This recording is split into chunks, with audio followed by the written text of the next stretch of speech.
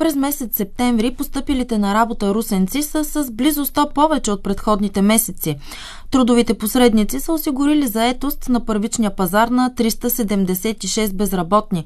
Сравнено с август, техният брой с над 1/3 повече. През месеца се наблюдава повишено търсене на работна сила в бюрата по труда на първичния пазар, като заявените места са предимно от частният сектор. Заявени са общо 441 работни места, с 58 повече в сравнение с август.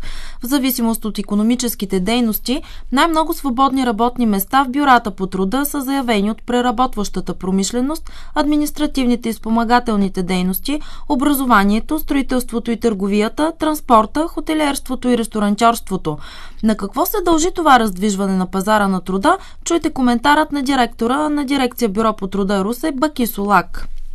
Да се надяваме, че се дължи на едно раздвижване на икономиката, но все още сезонната работа не е приключила. Това увеличение се дължи преди всичко на кандидатствалите за педагогически специалности. Началото на учебната година най-голям интерес в септември месец е именно към тези професии, педагогически специалности за учители и за възпитатели. Но наистина има, макар и минимално, има ръст на обявените работни места. Програмите за заетост и схемите на Оперативна програма Развитие на човешките ресурси също спомагат за интегрирането на пазара на труда.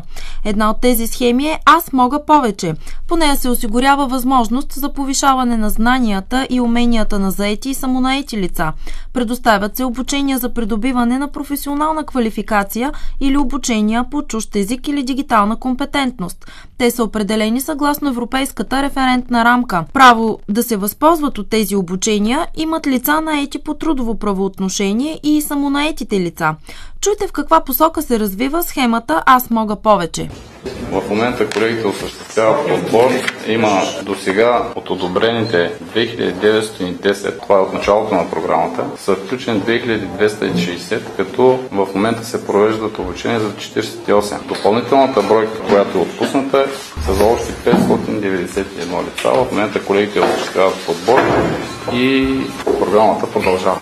Значи от всички общини, колкото имам информация от колегите, освен за Русе, където естествено е по-големият поток, има и известни, може би към 50-60 хора, които са предявили желание за обучение в община Гатово, за другите общини нямам информация.